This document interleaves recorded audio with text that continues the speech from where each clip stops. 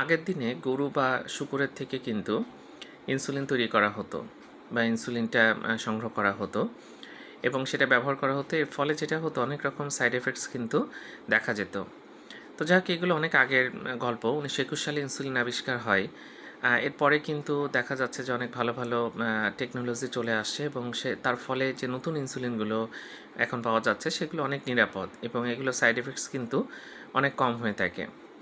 আগের দিনে সরাসরি সেগুলো কালেক্ট করা হতো এবং যদিও ইনসুলিন হচ্ছে লাইফ সেভিং, এটা অনেক দিন ধরে মানুষ এটা দিয়ে আসছে এবং এটার ফলে কিন্তু সাইড এফেক্টস হতো, কিন্তু সে মানুষগুলো কিন্তু বেঁচে থাকতো, কারণ ডায়াবেটিসের জটিলতা অনেক এবং কিছু কিছু ক্ষেত্রে ইনসুলিনই দিতে হবে, অন্য কোনো চিকিৎসা করে কোনো লাভ হবে না। সেই সময়টা কিন্তু আমাদের ছিল এক সময়।